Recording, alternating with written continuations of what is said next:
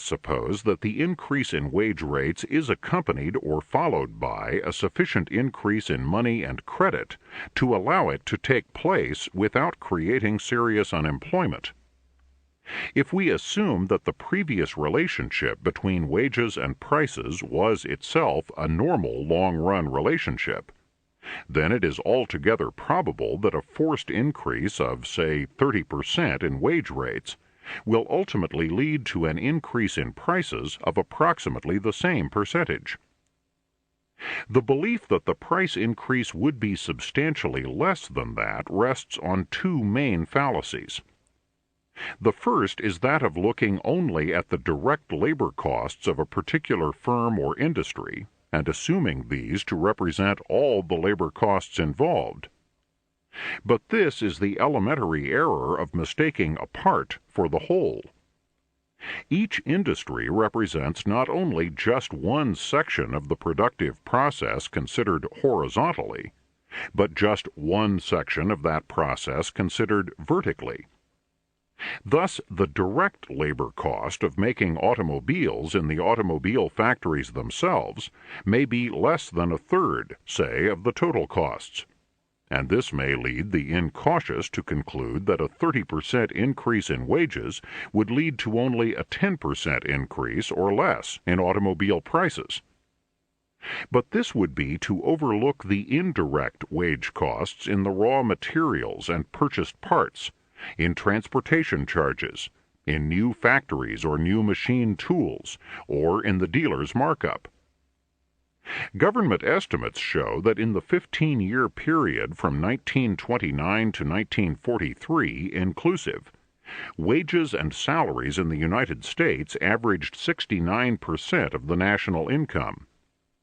In the 5-year period 1956 to 1960, they also averaged 69% of the national income.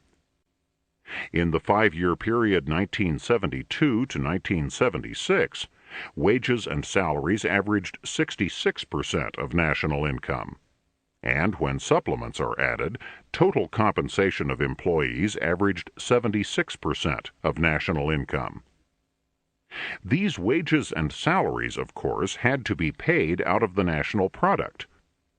While there would have to be both deductions from these figures and additions to them to provide a fair estimate of labor's income, we can assume on this basis that labor costs cannot be less than about 2/3 of total production costs, and may run above 3/4, depending upon our definition of labor.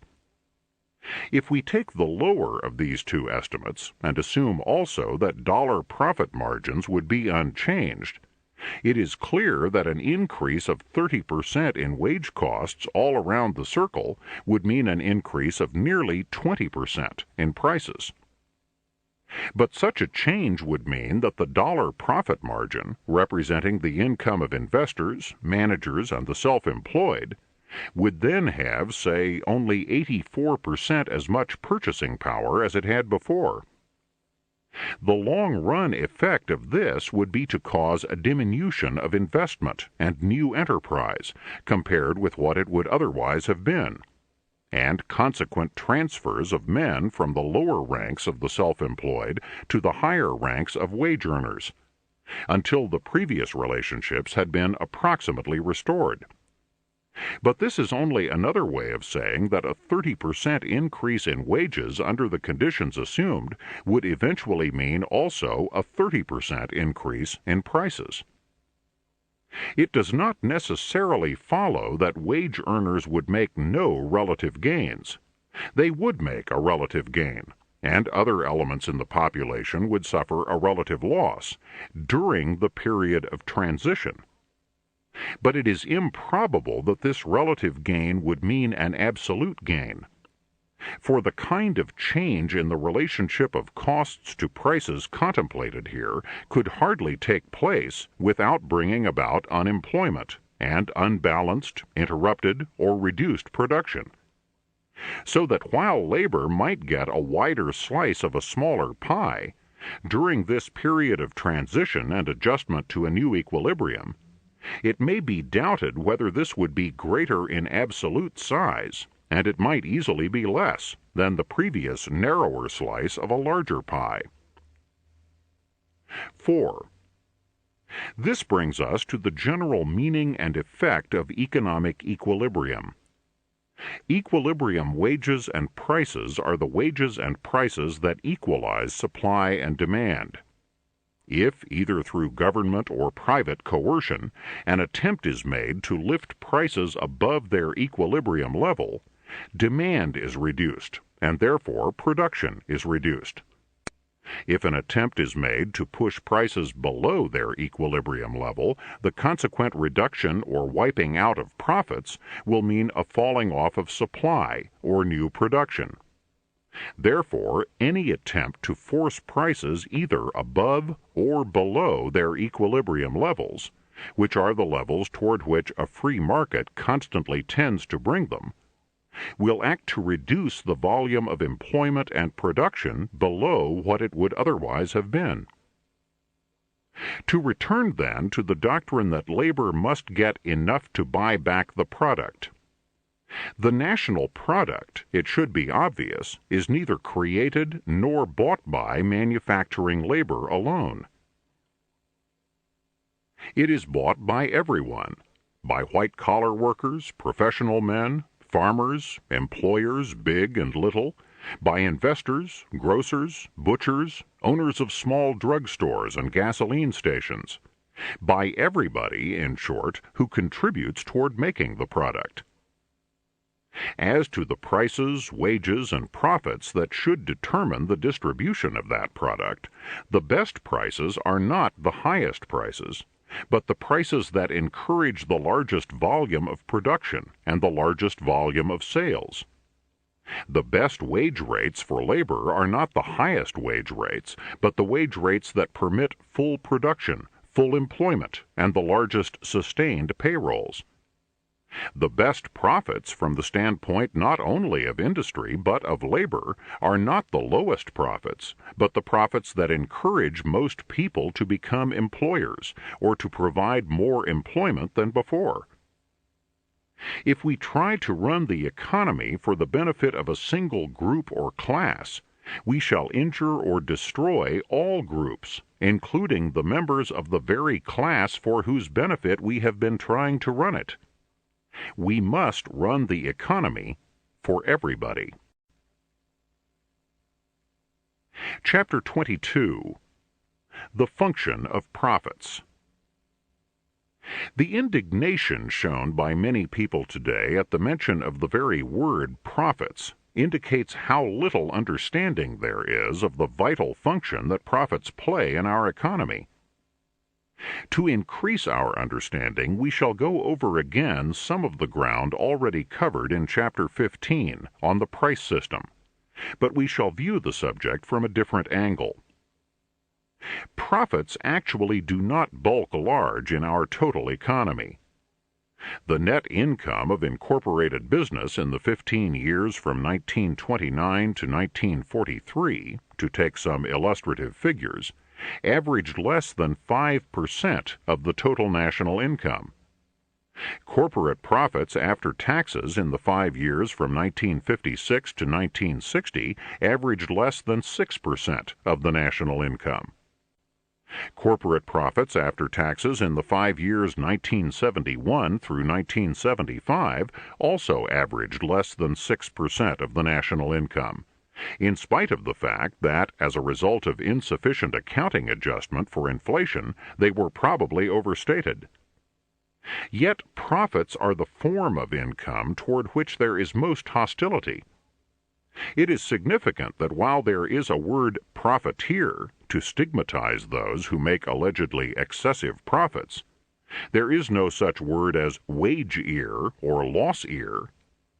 Yet the profits of the owner of a barber shop may average much less, not merely than the salary of a motion picture star or the hired head of a steel corporation, but less even than the average wage for skilled labor. The subject is clouded by all sorts of factual misconceptions. The total profits of General Motors, the greatest industrial corporation in the world, are taken as if they were typical rather than exceptional. Few people are acquainted with the mortality rates for business concerns. They do not know, to quote from the TNEC studies, that should conditions of business averaging the experience of the last 50 years prevail, about 7 of each 10 grocery stores opening today will survive into their second year. Only 4 of the 10 may expect to celebrate their 4th birthday. They do not know that in every year from 1930 to 1938, in the income tax statistics, the number of corporations that showed a loss exceeded the number that showed a profit. How much do profits on the average amount to? This question is commonly answered by citing the kind of figures I presented at the beginning of this chapter. That corporate profits average less than 6% of the national income, or by pointing out that the average profits after income taxes of all manufacturing corporations are less than 5 cents per dollar of sales. For the 5 years 1971 through 1975, for example, the figure was only 4.6 cents. But these official figures, though they fall far below popular notions of the size of profits, apply only to corporation results, calculated by conventional methods of accounting. No trustworthy estimate has been made that takes into account all kinds of activity, unincorporated as well as incorporated business, and a sufficient number of good and bad years. But some eminent economists believe that over a long period of years, after allowance is made for all losses, for a minimum riskless interest on invested capital, and for an imputed reasonable wage value of the services of people who run their own business, no net profit at all may be left over, and that there may even be a net loss. This is not at all because entrepreneurs, people who go into business for themselves, are intentional philanthropists, but because their optimism and self-confidence too often lead them into ventures that do not or cannot succeed. It is clear in any case that any individual placing venture capital runs a risk not only of earning no return, but of losing his whole principal. In the past, it has been the lure of high profits in special firms or industries that has led him to take that great risk. But if profits are limited to a maximum of, say, 10% or some similar figure, while the risk of losing one's entire capital still exists, what is likely to be the effect on the profit incentive, and hence on employment and production? The World War II excess profits tax showed what such a limit can do, even for a short period, in undermining efficiency. Yet governmental policy almost everywhere today tends to assume that production will go on automatically, no matter what is done to discourage it. One of the greatest dangers to world production today still comes from government price-fixing policies.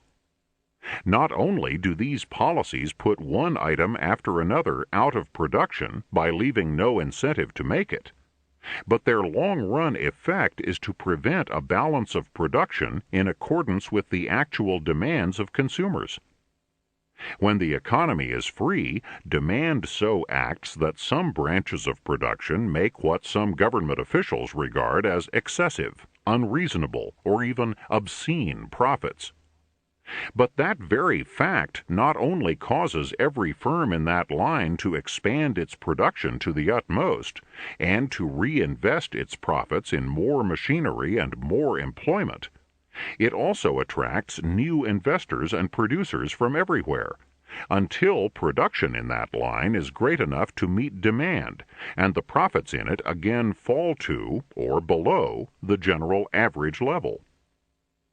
In a free economy, in which wages, costs, and prices are left to the free play of the competitive market, the prospect of profits decides what articles will be made, and in what quantities, and what articles will not be made at all.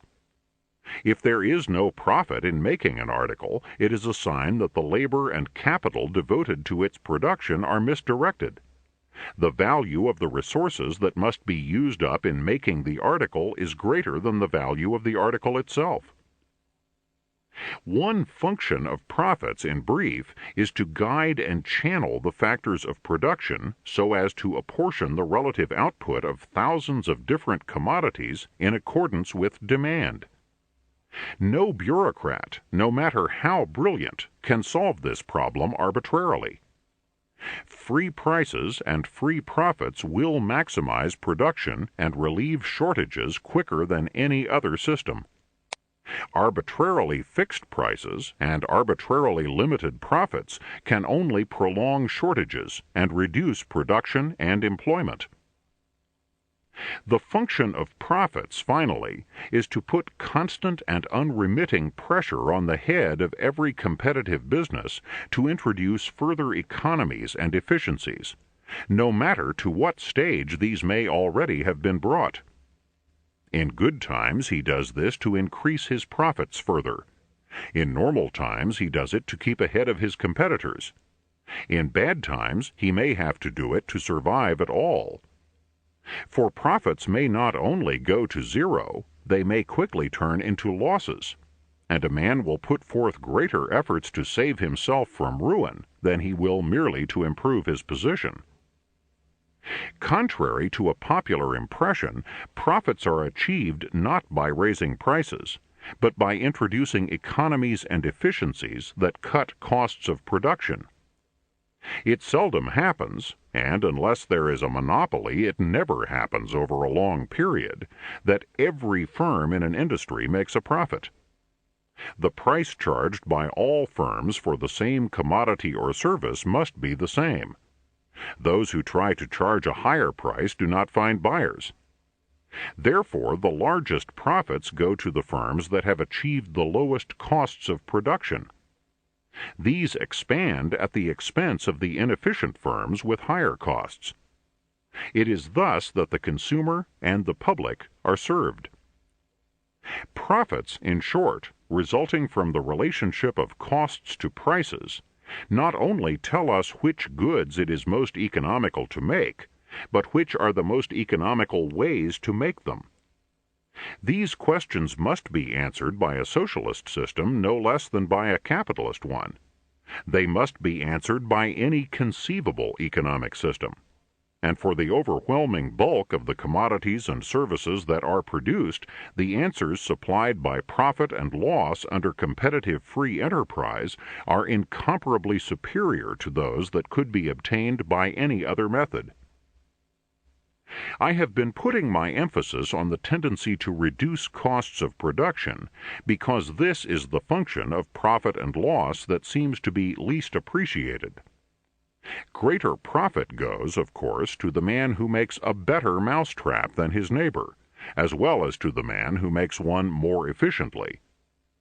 But the function of profit in rewarding and stimulating superior quality and innovation has always been recognized. Chapter 23. The Mirage of Inflation. I have found it necessary to warn the reader from time to time that a certain result would necessarily follow from a certain policy, provided there is no inflation. In the chapters on public works and on credit, I said that a study of the complications introduced by inflation would have to be deferred. But money and monetary policy form so intimate and sometimes so inextricable a part of every economic process that this separation, even for expository purposes, was very difficult. And in the chapters on the effect of various government or union wage policies on employment, profits, and production, some of the effects of differing monetary policies had to be considered immediately. Before we consider what the consequences of inflation are in specific cases, we should consider what its consequences are in general. Even prior to that, it seems desirable to ask why inflation has been constantly resorted to, why it has had an immemorial popular appeal, and why its siren music has tempted one nation after another down the path to economic disaster. The most obvious, and yet the oldest and most stubborn error on which the appeal of inflation rests is that of confusing money with wealth. That wealth consists in money, or in gold and silver, wrote Adam Smith more than 2 centuries ago, is a popular notion, which naturally arises from the double function of money, as the instrument of commerce and as the measure of value. To grow rich is to get money, and wealth and money, in short, are, in common language, considered as in every respect synonymous. Real wealth, of course, consists in what is produced and consumed: the food we eat, the clothes we wear, the houses we live in. It is railways and roads and motor cars, ships and planes and factories, schools and churches and theaters, pianos, paintings, and books. Yet so powerful is the verbal ambiguity that confuses money with wealth that even those who at times recognize the confusion will slide back into it in the course of their reasoning. Each man sees that if he personally had more money, he could buy more things from others. If he had twice as much money, he could buy twice as many things. If he had 3 times as much money, he would be worth 3 times as much. And to many the conclusion seems obvious that if the government merely issued more money and distributed it to everybody, we should all be that much richer. These are the most naive inflationists. There is a second group, less naive, who see that if the whole thing were as easy as that, the government could solve all our problems merely by printing money. They sense that there must be a catch somewhere, so they would limit in some way the amount of additional money they would have the government issue.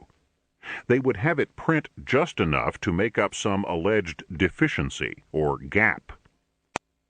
Purchasing power is chronically deficient, they think, because industry somehow does not distribute enough money to producers to enable them to buy back, as consumers, the product that is made. There is a mysterious leak somewhere. One group proves it by equations. On one side of their equations, they count an item only once. On the other side, they unknowingly count the same item several times over. This produces an alarming gap between what they call A payments and what they call A plus B payments. So they found a movement, put on green uniforms, and insist that the government issue money, or credits, to make good the missing B payments. The cruder apostles of social credit may seem ridiculous, but there are an indefinite number of schools of only slightly more sophisticated inflationists who have scientific plans to issue just enough additional money or credit to fill some alleged chronic or periodic deficiency or gap, which they calculate in some other way. 2. The more knowing inflationists recognize that any substantial increase in the quantity of money will reduce the purchasing power of each individual monetary unit. In other words, that it will lead to an increase in commodity prices. But this does not disturb them. On the contrary, it is precisely why they want the inflation. Some of them argue that this result will improve the position of poor debtors as compared with rich creditors. Others think it will stimulate exports and discourage imports. Still others think it is an essential measure to cure a depression, to start industry going again, and to achieve full employment.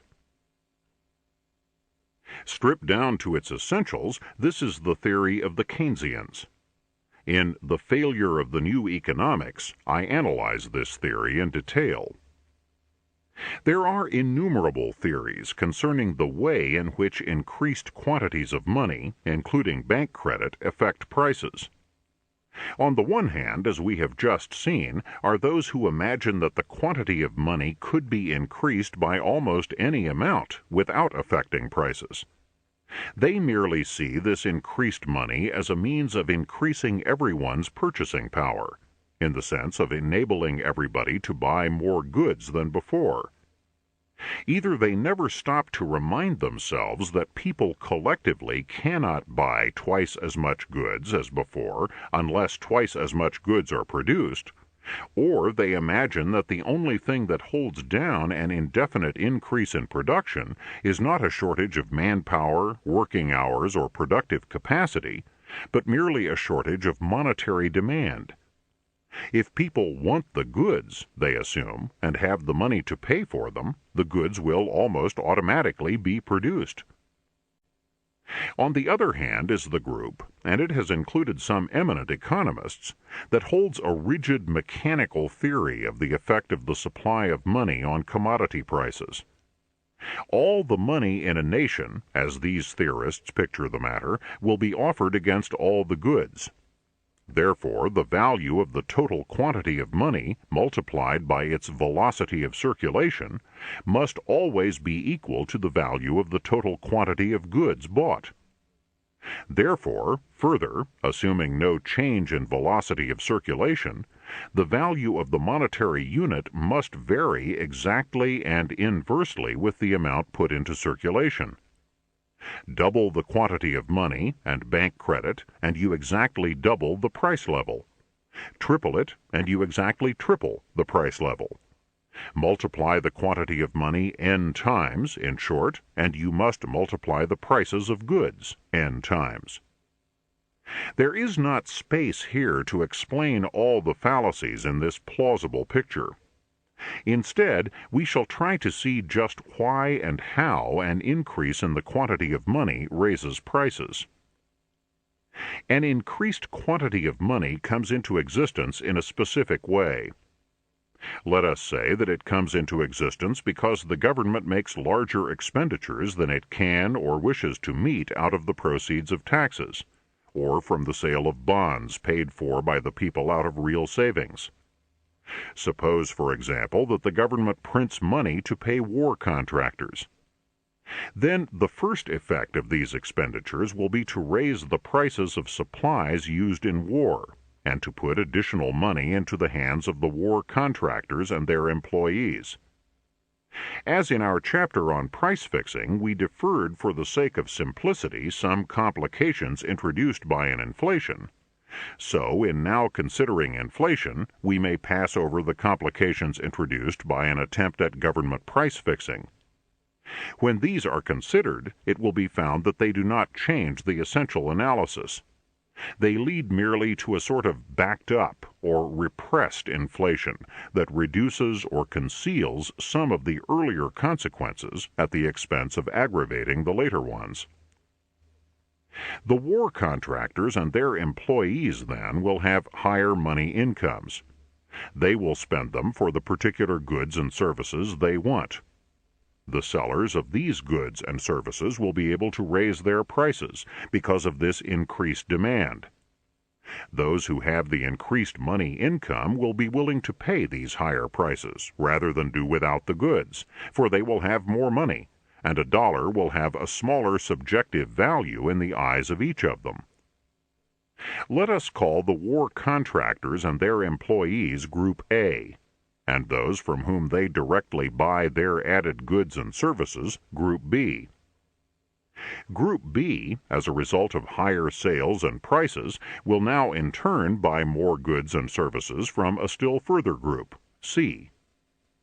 Group C, in turn, will be able to raise its prices and will have more income to spend on Group D, and so on, until the rise in prices and money incomes has covered virtually the whole nation. When the process has been completed, nearly everybody will have a higher income measured in terms of money. But, assuming that production of goods and services has not increased, prices of goods and services will have increased correspondingly. The nation will be no richer than before. This does not mean, however, that everyone's relative or absolute wealth and income will remain the same as before. On the contrary, the process of inflation is certain to affect the fortunes of one group differently from those of another. The first groups to receive the additional money will benefit the most. The money incomes of Group A, for example, will have increased before prices have increased, so that they will be able to buy almost a proportionate increase in goods. The money incomes of Group B will advance later, when prices have already increased somewhat, but Group B will be better off in terms of goods. Meanwhile, however, the groups that have still had no advance whatever in their money incomes will find themselves compelled to pay higher prices for the things they buy, which means that they will be obliged to get along on a lower standard of living than before. We may clarify the process further by a hypothetical set of figures.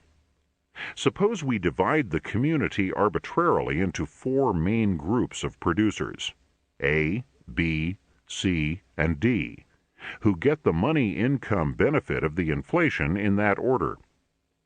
Then, when money incomes of Group A have already increased 30%, the prices of the things they purchase have not yet increased at all.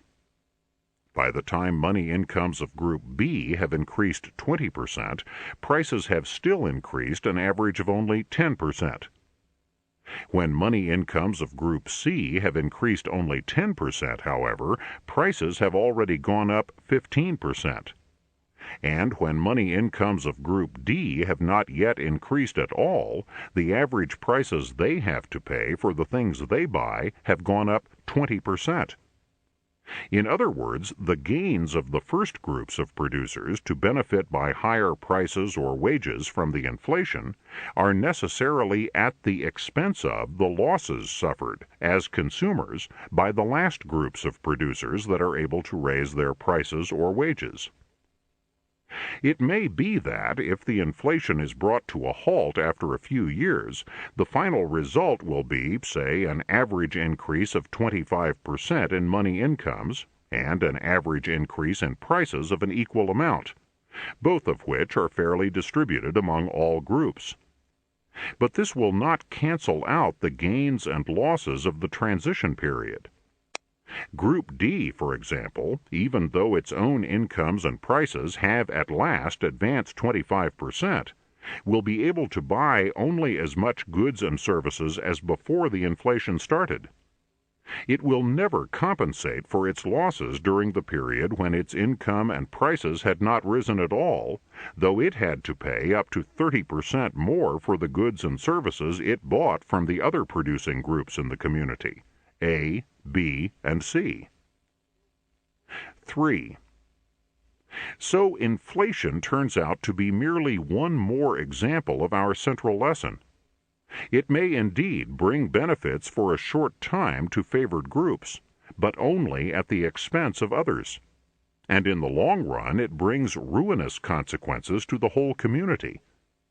Even a relatively mild inflation distorts the structure of production.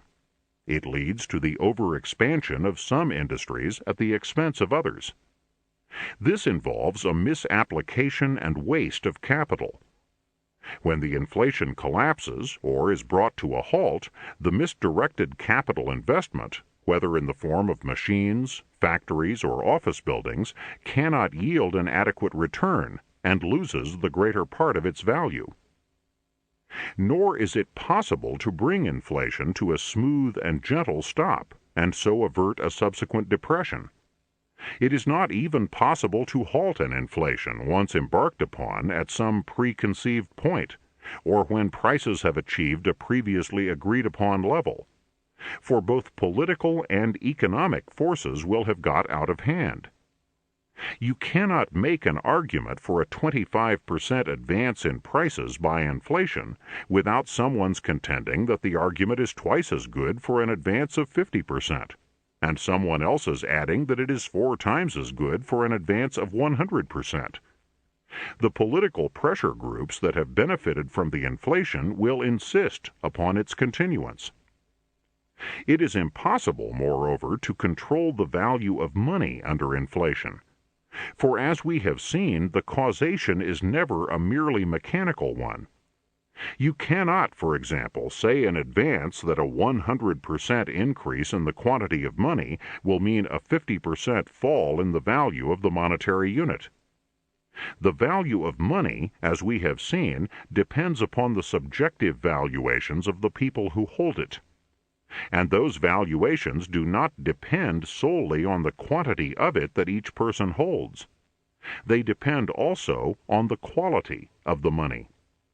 In wartime, the value of a nation's monetary unit, not on the gold standard, will rise on the foreign exchanges with victory and fall with defeat, regardless of changes in its quantity.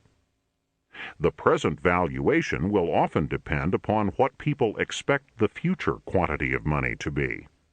And as with commodities on the speculative exchanges, each person's valuation of money is affected not only by what he thinks its value is, but by what he thinks is going to be everybody else's valuation of money. All this explains why, when hyperinflation has once set in, the value of the monetary unit drops at a far faster rate than the quantity of money either is or can be increased. When this stage is reached, the disaster is nearly complete, and the scheme is bankrupt. 4. Yet the ardor for inflation never dies.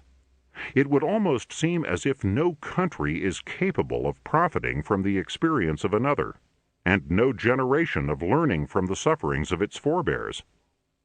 Each generation and country follows the same mirage.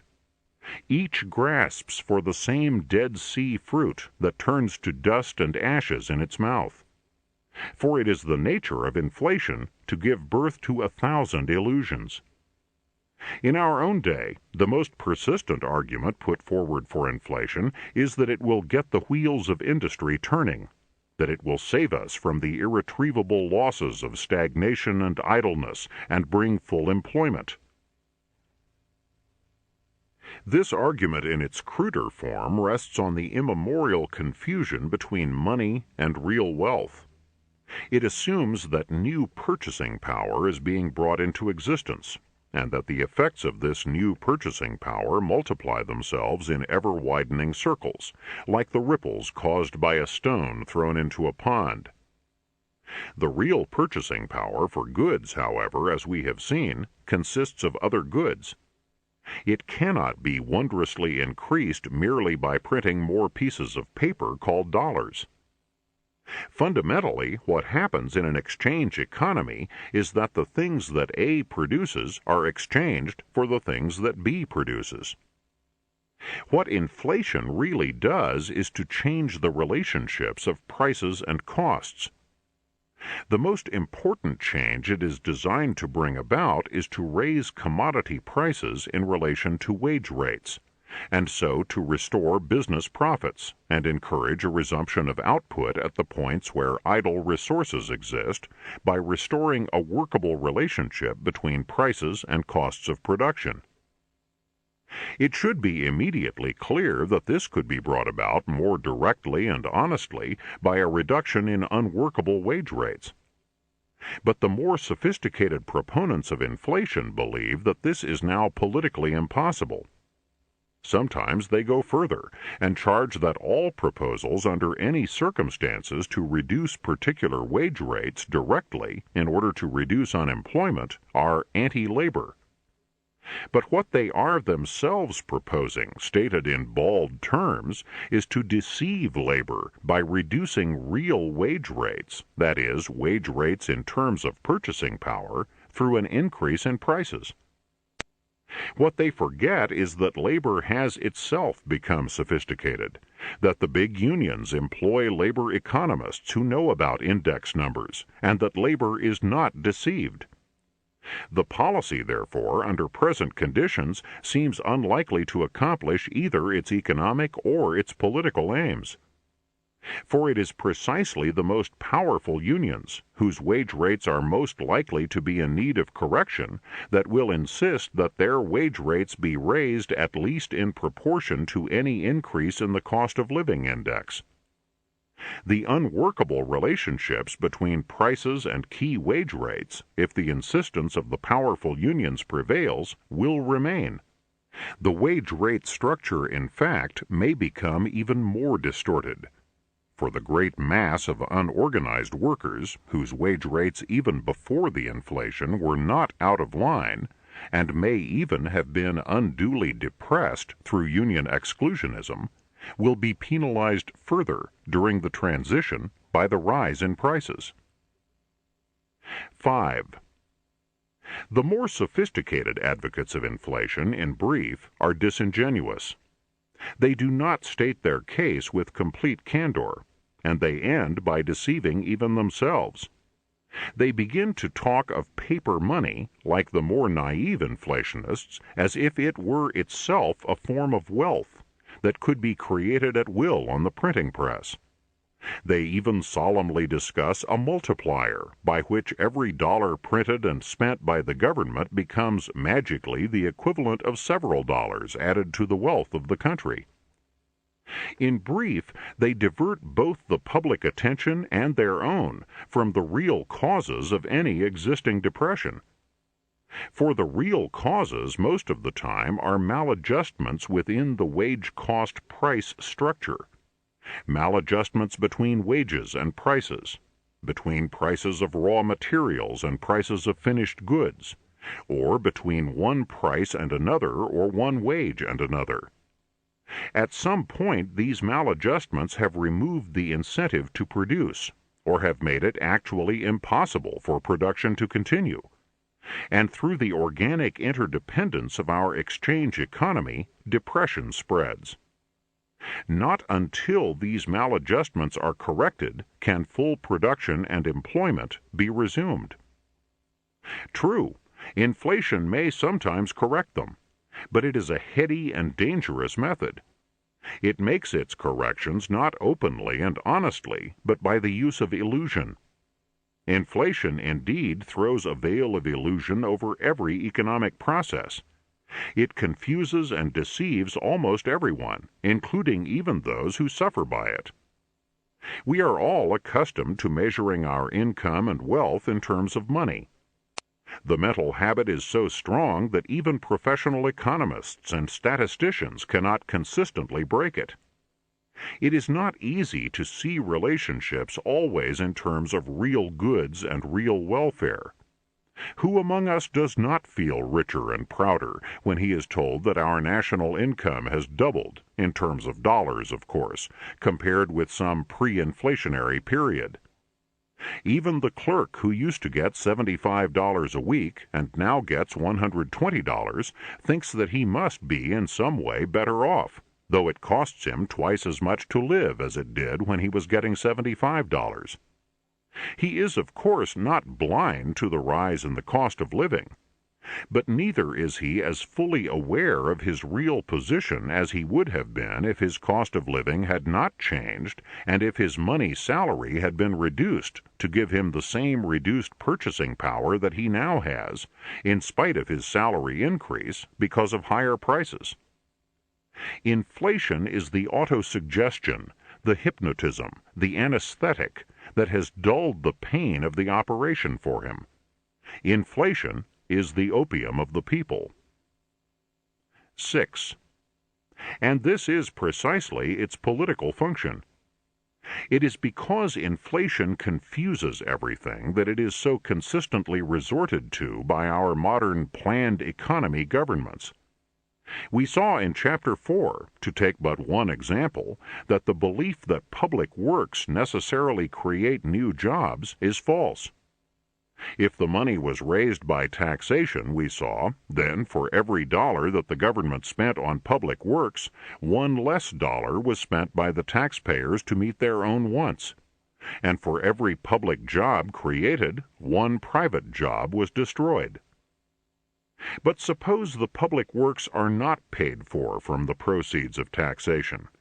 Suppose they are paid for by deficit financing, that is, from the proceeds of government borrowing or from resort to the printing press. Then the result just described does not seem to take place. The public works seem to be created out of new purchasing power. You cannot say that the purchasing power has been taken away from the taxpayers. For the moment, the nation seems to have got something for nothing.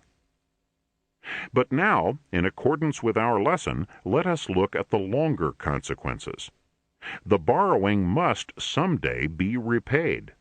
The government cannot keep piling up debt indefinitely, for if it tries, it will someday become bankrupt. As Adam Smith observed in 1776, when national debts have once been accumulated to a certain degree, there is scarce, I believe, a single instance of their having been fairly and completely paid. The liberation of the public revenue, if it has even been brought about at all, has always been brought about by a bankruptcy, sometimes by an avowed one, but always by a real one, though frequently by a pretended payment. Yet when the government comes to repay the debt it has accumulated for public works, it must necessarily tax more heavily than it spends. In this later period, therefore, it must necessarily destroy more jobs than it creates. The extra heavy taxation then required does not merely take away purchasing power, it also lowers or destroys incentives to production, and so reduces the total wealth and income of the country. The only escape from this conclusion is to assume, as of course the apostles of spending always do, that the politicians in power will spend money only in what would otherwise have been depressed or deflationary periods, and will promptly pay the debt off in what would otherwise have been boom or inflationary periods. This is a beguiling fiction, but unfortunately the politicians in power have never acted that way. Economic forecasting, moreover, is so precarious, and the political pressures at work are of such a nature that governments are unlikely ever to act that way. Deficit spending, once embarked upon, creates powerful vested interests which demand its continuance under all conditions. If no honest attempt is made to pay off the accumulated debt, and resort is had to outright inflation instead, then the results follow that we have already described. For the country as a whole cannot get anything without paying for it. Inflation itself is a form of taxation.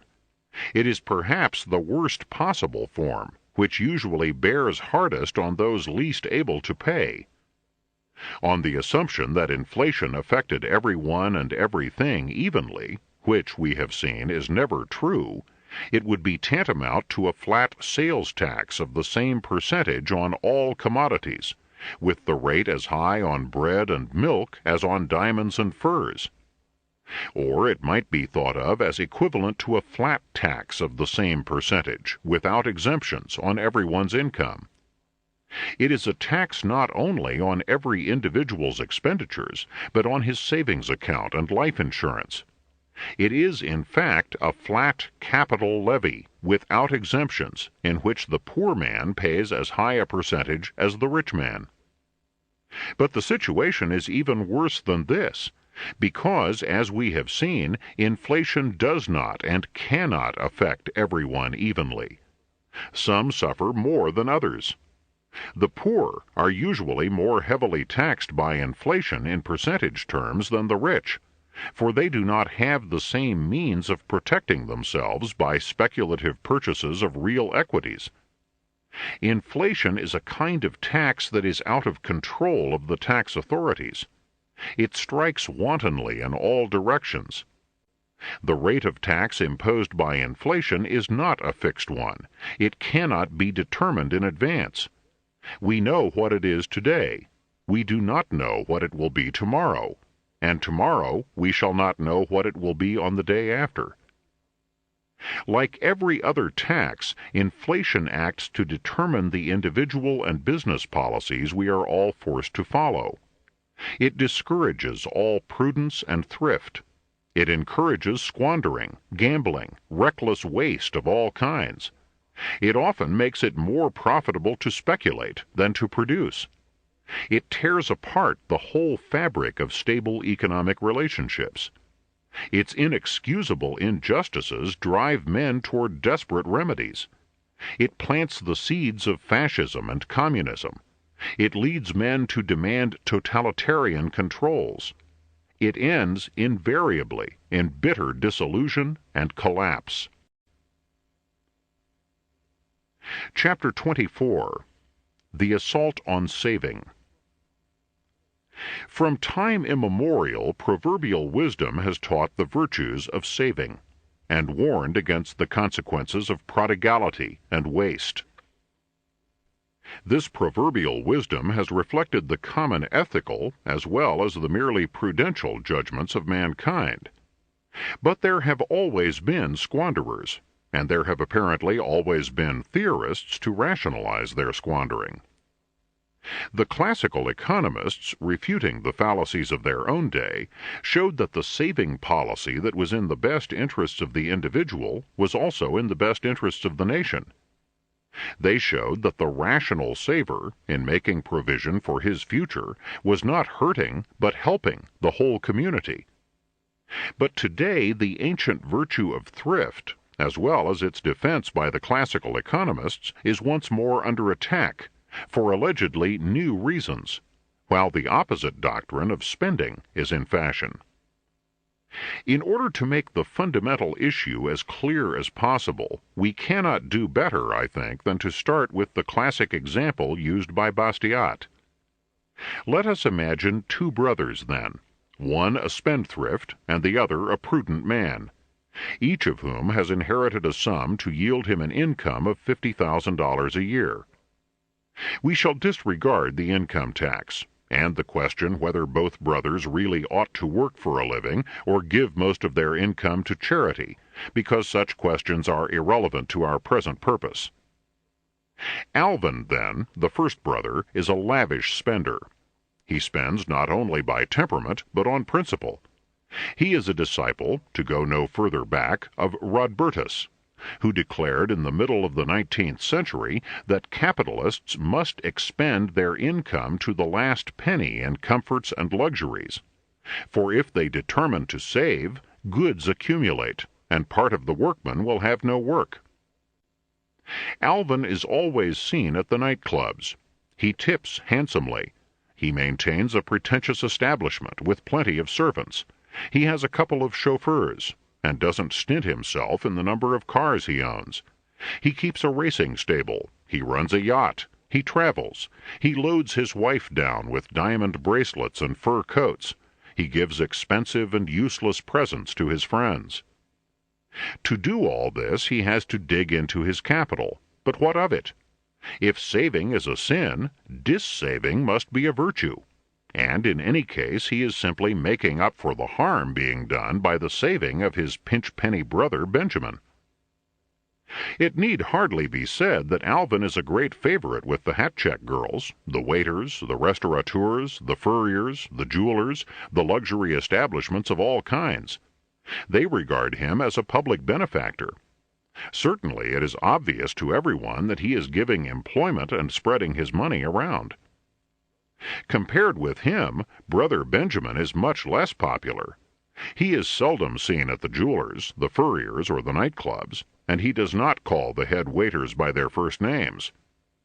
Whereas Alvin spends not only the full $50,000 income each year, but is digging into capital besides, Benjamin lives much more modestly and spends only about $25,000. Obviously, think the people who see only what hits them in the eye, he is providing less than half as much employment as Alvin, and the other $25,000 is as useless as if it did not exist. But let us see what Benjamin actually does with this other $25,000. He does not let it pile up in his pocketbook, his bureau drawers, or in his safe. He either deposits it in a bank, or he invests it. If he puts it either into a commercial or a savings bank, the bank either lends it to going businesses on short term for working capital, or uses it to buy securities. In other words, Benjamin invests his money either directly or indirectly. But when money is invested, it is used to buy or build capital goods. Houses, or office buildings, or factories, or ships, or trucks, or machines. Any one of these projects puts as much money into circulation and gives as much employment as the same amount of money spent directly on consumption. Saving, in short, in the modern world, is only another form of spending. The usual difference is that the money is turned over to someone else to spend on means to increase production. So far as giving employment is concerned, Benjamin's saving and spending combined give as much as Alvin's spending alone, and put as much money in circulation. The chief difference is that the employment provided by Alvin's spending can be seen by anyone with one eye. But it is necessary to look a little more carefully and to think a moment to recognize that every dollar of Benjamin's saving gives as much employment as every dollar that Alvin throws around. A dozen years roll by. Alvin is broke. He is no longer seen in the nightclubs and at the fashionable shops, and those whom he formerly patronized, when they speak of him, refer to him as something of a fool. He writes begging letters to Benjamin, and Benjamin, who continues about the same ratio of spending to saving, not only provides more jobs than ever because his income through investment has grown, but through his investment he has helped to provide better paying and more productive jobs. His capital wealth and income are greater. He has, in brief, added to the nation's productive capacity. Alvin has not. 2. So many fallacies have grown up about saving in recent years that they cannot all be answered by our example of the two brothers. It is necessary to devote some further space to them. Many stem from confusions so elementary as to seem incredible, particularly when found in the works of economic writers of wide repute. The word saving, for example, is used sometimes to mean mere hoarding of money, and sometimes to mean investment, with no clear distinction consistently maintained between the two uses. Mere hoarding of hand-to-hand money, if it takes place irrationally, causelessly, and on a large scale, is in most economic situations harmful. But this sort of hoarding is extremely rare. Something that looks like this, but should be carefully distinguished from it, often occurs after a downturn in business has got underway. Consumptive spending and investment are then both contracted. Consumers reduce their buying. They do this partly, indeed, because they fear they may lose their jobs, and they wish to conserve their resources. But they have contracted their buying not because they wish to consume less, but because they wish to make sure that their power to consume will be extended over a longer period if they do lose their jobs. But consumers reduce their buying for another reason. Prices of goods have probably fallen, and they fear a further fall. If they defer spending, they believe they will get more for their money. They do not wish to have their resources in goods that are falling in value, but in money, which they expect, relatively, to rise in value. The same expectation prevents them from investing. They have lost their confidence in the profitability of business, or at least they believe that if they wait a few months they can buy stocks or bonds cheaper. We may think of them either as refusing to hold goods that may fall in value on their hands, or as holding money itself for a rise. It is a misnomer to call this temporary refusal to buy saving. It does not spring from the same motives as normal saving. And it is a still more serious error to say that this sort of saving is the cause of depressions. It is, on the contrary, the consequence of depressions. It is true that this refusal to buy may intensify and prolong a depression. At times when there is capricious government intervention in business, and when business does not know what the government is going to do next, uncertainty is created. Profits are not reinvested. Firms and individuals allow cash balances to accumulate in their banks. They keep larger reserves against contingencies. This hoarding of cash may seem like a cause of a subsequent slowdown in business activity.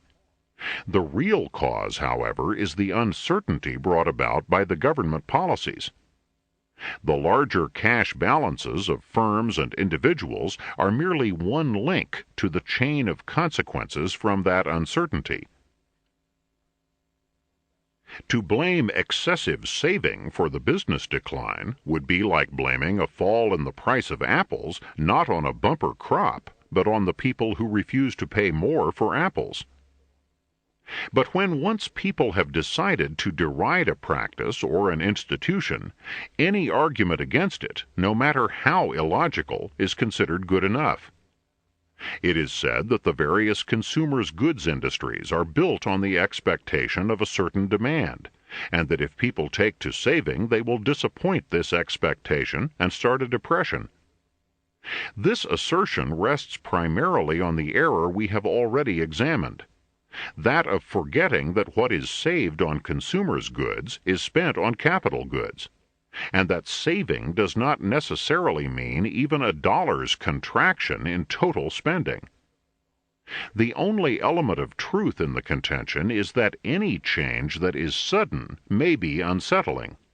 It would be just as unsettling if consumers suddenly switched their demand from one consumer's good to another.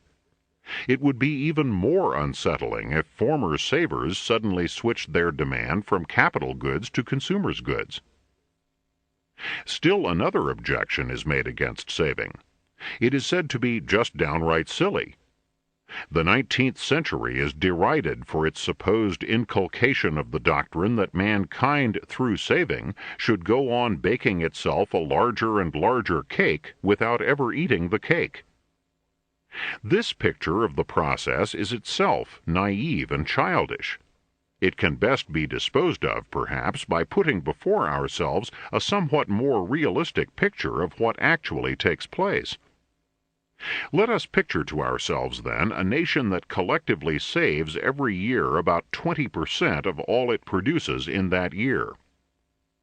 This figure greatly overstates the amount of net saving that has occurred historically in the United States, but it is a round figure that is easily handled, and it gives the benefit of every doubt to those who believe that we have been over-saving.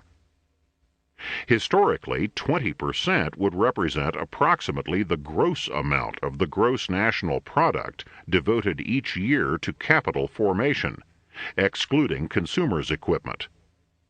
When allowance is made for capital consumption, however, net annual savings have been closer to 12%. For 1977, gross private domestic investment was officially estimated at 16% of the gross national product. Now, as a result of this annual saving and investment, the total annual production of the country will increase each year.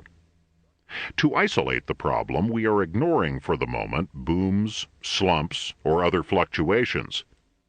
Let us say that this annual increase in production is 2.5 percentage points. Percentage points are taken instead of a compounded percentage merely to simplify the arithmetic.